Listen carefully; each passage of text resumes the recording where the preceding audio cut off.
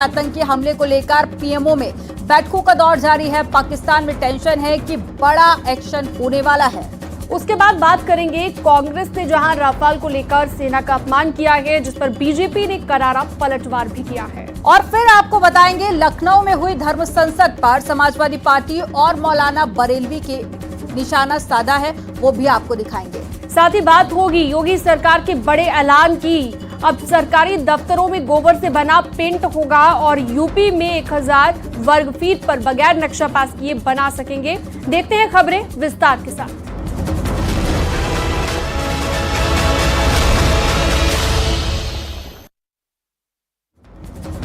पहलगांव में आतंकी हमले के बाद से सरकार फुल एक्शन मोड में नजर आ रही है। आज पीएमओ में ताबड़तोड़ बैठकों का दौर चला। एनएसए अजीत डोभाल प्रधानमंत्री मोदी से मिलने के लिए पहुंचे और गृह सचिव और साथ ही रक्षा सचिव ने भी प्रधानमंत्री मोदी से मुलाकात की। उच्च स्तरीय बैठकों के जरिए जमीनी हालात को लेकर चर्चा की गई। पाकिस्तान से तनाव के बीच राज्यों के निर्देश को लेकर एक बड़ी खबर आई है। गृह मंत्रालय ने कुछ राज्यों को निर्देश दिए हैं। एमएचए ने 7 मई को मॉक ड्रिल करने के निर्देश दिए और हवाई हमले की चेतावनी देने वाले सायरन की ड्रिल करने के भी निर्देश दिए गए हैं। हमले के समय अपनी सुरक्षा करने का भी अभ्यास होगा। तो पहलगाम में आतंकी हमले के बाद से लगातार विपक्ष की ओर से बयानबाजी जारी है। वहीं रक्षा मंत्री राजनाथ सिंह ने साफ लफ्जों में कह दिया कि देश की तरफ आंख उठाकर देखने वालों को मुंहतोड़ जवाब दिया जाएगा।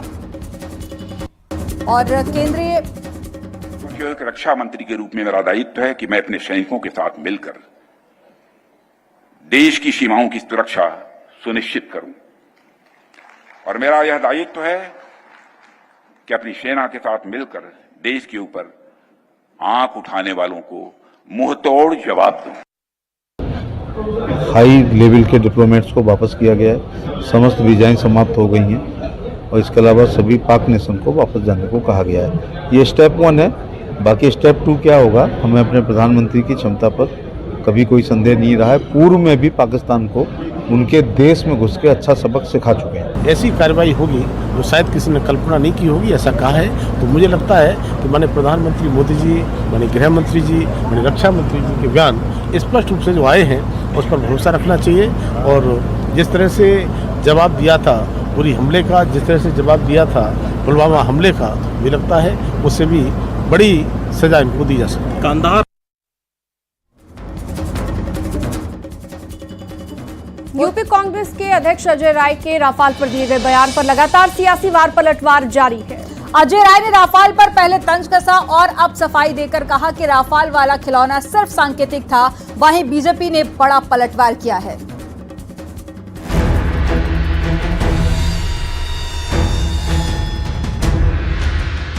अजय राय ने हाथ में राफेल का खिलौना लेकर जो बयान दिया, उस पर अब सियासी घमासान मच गया है। हालांकि खुद अजय राय का कहना है कि उनका मकसद सिर्फ ये जानना था कि पहलगाम हमले के विरोध में मोदी सरकार कड़ी कार्रवाई कब करेगी। आज आप राफेल ले आए, नींबू मिर्च बांधकर खड़ी किए हुए हैं। आपको याद होगा मैंने नहीं बांधा है, वो बांधा है, इस केंद्र की सरकार ने बांधा है। रक्षा मंत्री ने नींबू मिर्च बांधकर खड़ा किया हुआ है। ये किस जो लाए हैं उसका उपयोग कब होगा? कब आतंकवादियों का सफाया होगा? कब आतंकवाद को बढ़ावा देने वाले लोगों को सफाया करेंगे? मैं तो राफेल को तो ला नहीं सकता। मैं तो इतना सक्षम नहीं कि मैं राफेल के पास जाऊंगा। राफेल तो एक सांकेतिक रूप में जो एक मैं कर सकता हूं और एक बता सकता हूं, सांकेतिक के रूप में मैंने एक वो सामने रखा है। वहीं बीजेपी ने प्रेस कॉन्फ्रेंस कर कांग्रेस पर निशाना साधा है। उन्होंने आरोप लगाया कि कांग्रेस के नेता सेना का मनोबल तोड़ते हैं। मैं कांग्रेस पार्टी से पूछना चाहता हूं, इसमें किस बात का मजाक उड़ा रहे हैं? हिंदू धार्मिक आस्थाओं का मजाक उड़ा रहे हैं कि चूंकि राफेल के ऊपर स्वास्तिक बनाया गया था। उधर पाकिस्तान की सेना कलमा पढ़ने की बात करती है और ये लोग हिंदू धार्मिक भावनाओं का मजाक उड़ाते हैं। इन्हें पता होना चाहिए कि भारत की सेना की जो तमाम रेजिमेंटें हैं उनके युद्ध उद्घोषी पूर्ण रूप से धार्मिक भावना के ऊपर आधारित है। अजय राय के राफेल पर दिए बयान पर कांग्रेस सांसद इमरान मसूद ने कहा कि इतना पैसा खर्च करके हमने कोई हथियार खरीदा है तो उसका इस्तेमाल भी तो किया जाना चाहिए। उसका नींबू मिर्च हटा दीजिए। उसके नींबू मिर्च हटा दीजिए ना, अब तो मौका है, अब इससे ज़्यादा और मौका क्या होगा। उसकी नींबू मिर्च हटा दीजिए। इतना पैसा खर्च कर कर अगर हमने कोई हथियार खरीदा है तो उसको इस्तेमाल भी तो किया जाना चाहिए। क्या उस पर जंग लगाने के लिए खड़ा किया है? मंत्री ओम प्रकाश राजभर ने अजय राय के राफेल वाले बयान पर तंज किया। उन्होंने कहा कि कांग्रेसी अब 15 साल खिलौने पर ही खेलेंगे। अब कांग्रेस की बात अगर आप कर रहे हैं तो 15 साल अब ये लोग खिलौने पर खेलेंगे। अब वही खिलौना खेलें, घूम घूम विरोध करें। 15 साल इनको सत्ता में नहीं आना है, ठीक है। एसपी सांसद अवधेश प्रसाद का कहना है कि ये वक्त बयानबाजी का नहीं बल्कि पाकिस्तान को मुंहतोड़ जवाब देने का है। ये बयानबाजी का समय नहीं है, ये आतंकवादियों को मुंहतोड़ जवाब देने का वक्त है। यही देश की जनता चाहती है। अब सरकार के सामने भाई क्या कठिनाई है। पहलगाम हमले के बाद से भारत राजनीतिक और कूटनीतिक स्तर पर पाकिस्तान को घेर रहा है, लेकिन विपक्ष सीधे तौर पर बॉर्डर पर एक्शन के लिए बयानबाजी में जुटा है। Bureau report, news 18।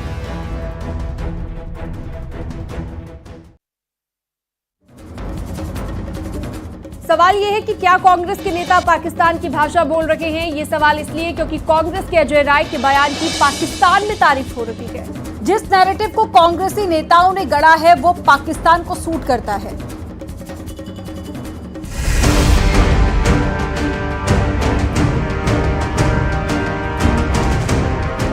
Pakistani media ने कांग्रेस के अजय राय के बयान का मुद्दा उठा लिया है। पाकिस्तानी मीडिया में अजय राय के बयान की चर्चा हो रही है। आपको दिखाते हैं पाकिस्तान मीडिया में अजय राय के बयान को लेकर क्या कहा जा रहा है। राफेल तैयारे नींबू मिर्च बांध कर हैंगर में खड़े कर दिए गए हैं। उनका इस्तेमाल कब होगा? भारतीय सियासतदान मोदी सरकार की तो हम परस्ती का मजाक उड़ाने लगे। उत्तर प्रदेश से कांग्रेस के सदर राजू रॉय ने राफेल जेट को खिलौने से तशबीह देकर मजाक उड़ाते हुए कहा, पूरा मुल्क दहशतगर्दी का शिकार है, हुकूमत सिर्फ बड़ी बड़ी बड़के मार रही है।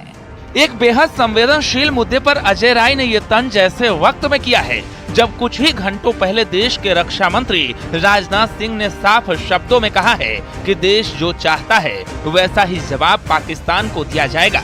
मैं आपको आश्वस्त करना चाहता हूं, प्रधानमंत्री मोदी जी के नेतृत्व में जैसा आप चाहते हैं वैसा होकर रहे। राफेल पर तंज कसने को लेकर जब प्रियंका गांधी वाड्रा से सवाल किया गया तो प्रियंका गांधी ने कहा कि कांग्रेस का आधिकारिक बयान पहले ही बताया जा चुका है। The Congress party has in their CWC given a statement. We all stand by that statement, and that is the official statement of the Congress party. That statement clearly says that we support whatever action the government is going to take. In fact, we urge the government to take very strong, decisive action and to take it fast. ऐसे वक्त में जब देश एकजुटता की उम्मीद करता है तब कांग्रेस के नेता वो मुखौटा बन रहे हैं जिसकी आड़ में पाकिस्तान को सवाल उठाने का मौका मिल रहा है। सवाल ये है कि ये संयोग है या कांग्रेस का नया प्रयोग। Bureau report, news 18। Rahul Gandhi की नागरिकता को लेकर दाखिल याचिका का इलाहाबाद हाईकोर्ट के लखनऊ बेंच में निपटारा कर दिया गया। इस याचिका में राहुल गांधी की नागरिकता को चुनौती दी गई थी। हाईकोर्ट ने याचिकाकर्ता एस विघ्नेश शिशिर को ये छूट दी है कि वो दूसरे कानूनी वैकल्पिक उपायों को अपना सकते हैं। प्रारंभिक जानकारी के अनुसार इस अर्जी को निस्तारित किए जाने के पीछे केंद्र सरकार का रुख भी रहा, जिसकी वजह से हाईकोर्ट ने ये फैसला सुनाया। जस्टिस AR मसूदी व जस्टिस राजीव सिंह की बेंच ने कहा है कि केंद्र सरकार याचिका की शिकायत को निस्तारित करने की कोई भी समय सीमा नहीं बता पा रही है। ऐसे में इस याचिका को विचाराधीन रखने का कोई औचित्य नहीं रह जाता। लिहाजा याची दूसरे वैकल्पिक विधिक उपाय अपनाने के लिए स्वतंत्र है और ये कहते हुए हाईकोर्ट लखनऊ बेंच ने राहुल गांधी की नागरिकता को चुनौती देने वाली याचिका को निस्तारित कर दिया है। और लखनऊ में हुई धर्म संसद को सियासी बयानबाजी तेज हो गई है। एसपी सांसद रमाशंकर राजभर ने धर्म संसद पर विवादित बयान दिया है। उन्होंने कहा है कि धर्म संसद का आयोजन पहले पाखंड दूर करने पर हो। मौलाना शहाबुद्दीन रजवी का ये कहना है कि धर्म संसद का मकसद मुसलमानों में डर का माहौल पैदा करना है, लेकिन 1000 साल के बाद भी देश हिंदू राष्ट्र नहीं बन सकता।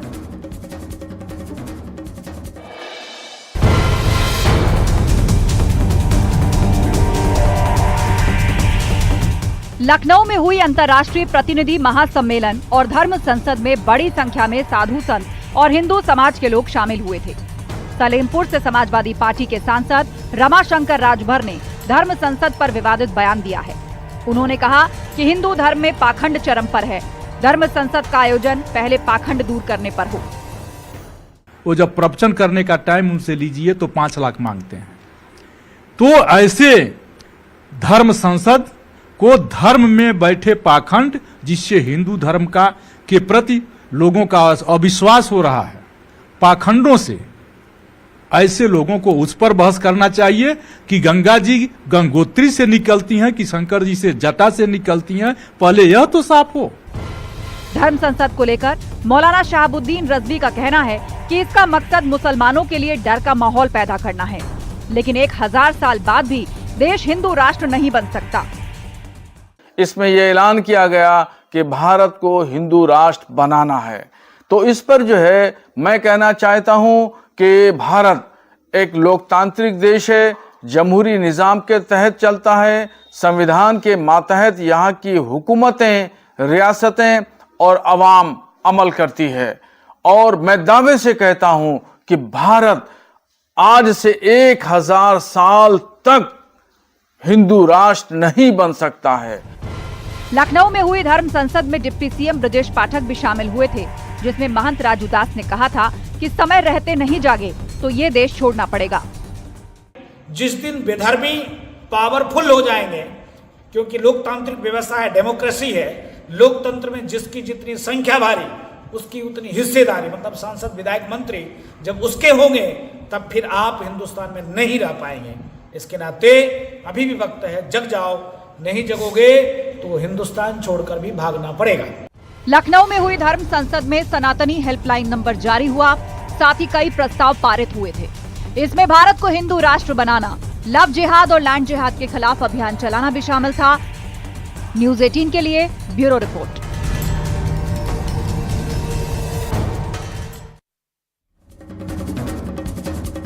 सीएम योगी के निर्देश पर यूपी बिल्डिंग बायलॉज 2025 के तहत अब 1000 वर्ग फीट के अंदर बिना नक्शा पास कराए भी घर बनाया जा सकेगा। साथ ही एनओसी नियमों में भी बड़ा बदलाव किया गया। यही नहीं, आवेदन के 7 से 15 दिन के अंदर विभागों से अनुमति नहीं मिलती है तो उसे स्वीकृत मान लिया जाएगा। योगी सरकार के भवन निर्माण के नियम में बदलावों से आम लोगों को काफी राहत मिलेगी।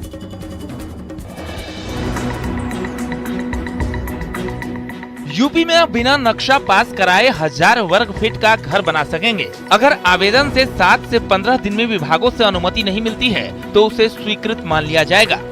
योगी सरकार ने अब भवन निर्माण के लिए और भी आम लोगों को राहत दी है। इसके लिए 1000 वर्ग फीट के जो मकान बनाए जाएंगे उनमें नक्शा पास कराने की अनुमति नहीं ली जाएगी। यानी कि योगी सरकार ने जो नई नीति भवन निर्माण जो उपविधि है 2025 उसे लागू कर दिया है। सरकार के इस फैसले से भवन निर्माण की प्रक्रिया काफी सरल हो जाएगी। अब 1000 वर्ग फीट तक के प्लॉट पर मकान बनाने के लिए नक्शा पास कराना जरूरी नहीं होगा। 5000 वर्ग फीट तक के प्लॉट के लिए सिर्फ आर्किटेक्ट का प्रमाण पत्र ही पर्याप्त होगा। यूपी आवास भवन निर्माण नीति 2008 में बदलाव किया गया है। नियमावली 2025 को मंजूरी दी गई। नक्शा पास करने में एनओसी के लिए 7 से 15 दिन की समय सीमा तय की गई। 24 मीटर या उससे चौड़ी सड़क वाले रिहायशी इलाकों में दुकानें, दफ्तर खोल सकेंगे। 45 मीटर सड़क पर जितनी चाहें उतनी ऊंची इमारत बना सकते हैं। सीएम योगी ने यूपी की जनता को भवन निर्माण से जुड़ी परेशानियों से राहत देने के लिए भवन निर्माण के नियमों में ऐतिहासिक बदलावों को मंजूरी दी है। सभी विभागों को निर्देशित किया गया है कि एनओसी के लिए कोई भी निर्माण कराना है तो उसकी एनओसी के लिए 7 से 15 दिनों के भीतर अगर कोई आवेदन के बाद जवाब नहीं मिलता है तो वो एनओसी मान ली जाएगी, यानी कि वो एनओसी हो गई है। तो उसके लिए अब चक्कर नहीं लगाने पड़ेंगे। जाहिर सी बात है कि योगी सरकार ने एक बड़ी राहत देते हुए भवन निर्माण की नई नियमावली लागू कर दी है। कैमरामैन उपेंद्र के साथ संकेत मिश्रा, न्यूज़ 18 लखनऊ। सीएम योगी आदित्यनाथ ने पशुपालन और दुग्ध विकास विभाग की समीक्षा बैठक में अधिकारियों को जरूरी दिशा निर्देश दिए। अब गाय के गोबर से बने पेंट का सरकारी भवनों में इस्तेमाल होगा। और इसका मकसद प्राकृतिक पेंट निर्माण को बढ़ावा देना है। वहीं सीएम ने गरीब परिवारों को एक एक दुधारू गौवंश भी उपलब्ध कराने के निर्देश दिए।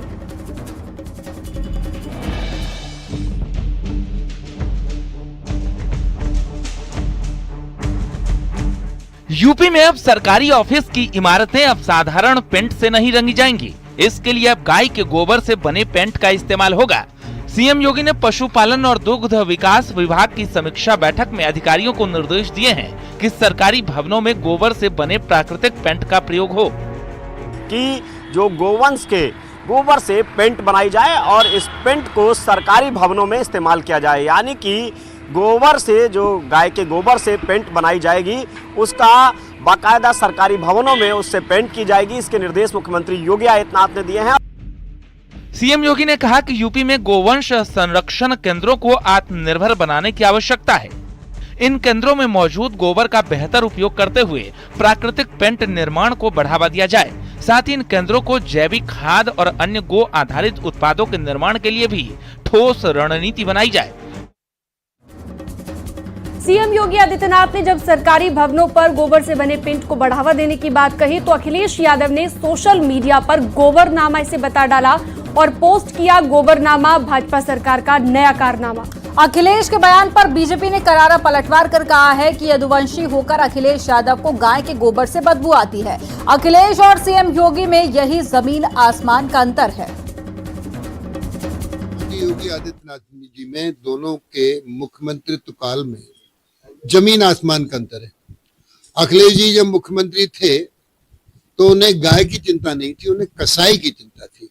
उनके समय में गाय कसाई को देखकर कांपती थी और योगी जी, मुख्यमंत्री योगी आदित्यनाथ जी के समय में गाय को देखकर कसाई कांपता है। ये अंतर है दोनों सरकारों का। और जब पेंट गोबर से बन रहा है, ये वैज्ञानिक प्रमाणित है, बाजार में उपलब्ध है, लेकिन उसके बावजूद अखिलेश यादव केसेस को नकार करके जानबूझ करके सनातन संस्कृति पर प्रहार करने का प्रयास करते हैं, क्योंकि ये उनके मजहबी तुष्टीकरण की राजनीति को सुहाता है। लाल किले पर मालिकाना हक का दावा करने वाली याचिका को सुप्रीम कोर्ट ने खारिज कर दिया है। सुल्ताना बेगम की याचिका को सुप्रीम कोर्ट ने मजाकिया अंदाज में टिप्पणी करते हुए खारिज कर दिया। एक रिपोर्ट आपको दिखाते हैं।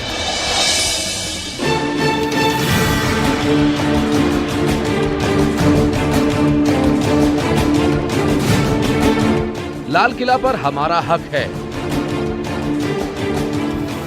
माय लॉर्ड, कृपया मेरी याचिका स्वीकार करें। सुप्रीम कोर्ट ने खारिज की याचिका। जी हां, दिल्ली के ऐतिहासिक लाल किले पर मालिकाना हक का दावा करने वाली सुल्ताना बेगम की याचिका को सुप्रीम कोर्ट ने खारिज कर दिया है। सुल्ताना बेगम ने खुद को आखिरी मुगल बादशाह बहादुर शाह जफर द्वितीय के परपोते मिर्जा मोहम्मद बेदार बख्त की विधवा और कथित कानूनी उत्तराधिकारी बताया था। इस मामले में सुप्रीम कोर्ट ने मजाकिया अंदाज में टिप्पणी करते हुए याचिका को खारिज कर दिया। सुल्ताना बेगम ने अपनी याचिका में दावा किया था कि 1857 के प्रथम स्वतंत्रता संग्राम के बाद ब्रिटिश ईस्ट इंडिया कंपनी ने लाल किले पर जबरन कब्जा कर लिया था और उनके परिवार की संपत्ति छीन ली गई थी। लाल किला उनके पूर्वज बहादुर शाह जफर से विरासत में मिला और भारत सरकार ने इस पर अवैध कब्जा किया हुआ है। याचिका में सुल्ताना ने लाल किले का मालिकाना हक मांगा था। मामले की सुनवाई के दौरान सीजेआई संजीव खन्ना ने याचिका पर सुनवाई करते हुए चुटकी ली और कहा, केवल लाल किला ही क्यों, फतेहपुर सीकरी, दूसरी जगहों पर दावा क्यों छोड़ दिया। कोर्ट ने याचिका को अत्यधिक देरी के आधार पर खारिज कर दिया। इससे पहले दिसंबर 2021 में दिल्ली हाई कोर्ट ने भी सुल्ताना की याचिका को खारिज करते हुए कहा था कि 150 साल से अधिक की देरी का कोई औचित्य नहीं है। उनके पास ये साबित करने के लिए कोई दस्तावेज नहीं कि उनका बहादुर शाह जफर से संबंध है। बता दें कि 1638 में लाल किले को मुगल बादशाह शाहजहां ने बनवाया था और ये मुगल वास्तुकला का प्रतीक है और 1857 के विद्रोह में ये क्रांतिकारियों का केंद्र रहा। Bureau report, news 18। उत्तराखंड में हो रहे डेमोग्राफिक बदलाव के लिए सबसे बड़ा कारण माना गया बाहरी लोगों और उनमें भी खासतौर पर समुदाय विशेष की घुसपैठ को गंभीरता से लिया गया। मुख्यमंत्री पुष्कर सिंह धामी इसे लेकर कई बार गंभीर रूप से चिंता जता चुके हैं, लेकिन अब उत्तराखंड के सहसपुर से खबर सामने आई और वो खबर हैरान करने वाली है। आपको रिपोर्ट में दिखाते हैं।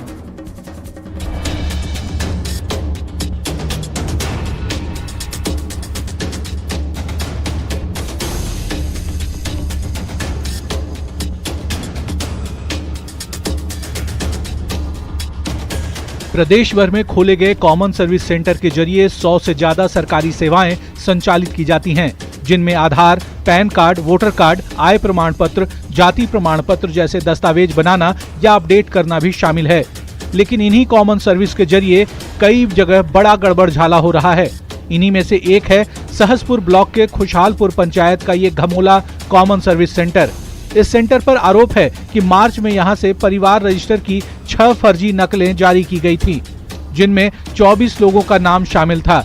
स्क्रूटनी के दौरान पकड़ में आई इस गड़बड़ी को ग्राम पंचायत विकास अधिकारी ने निरस्त तो कर दिया, लेकिन चिंता इस बात की है कि ऐसे ना जाने कितने लोगों ने फर्जी परिवार रजिस्टर की नकल निकाली होगी। असलम खान के द्वारा 6 परिवार की नकलें अप्लाई की गई थी, जो कि गलत तरीके से बनाने की कोशिश कर रहा था। उसमें हमारे सचिव साहब के द्वारा उनको निरीक्षित किया गया है। सचिव साहब के द्वारा जांच की गई है, उसमें उसको फर्जी तरीके से बताया गया है। इस वक्त हमारी मौजूदगी सहसपुर के कुशालपुर क्षेत्र में है, जहां पर कुशालपुर क्षेत्र के गमोला में यही वो गमोला का कॉमन सर्विस सेंटर है, जिस पर फर्जी मोहर के जरिए परिवार रजिस्ट्री की फर्जी नकल जारी करने का आरोप है। और वक्त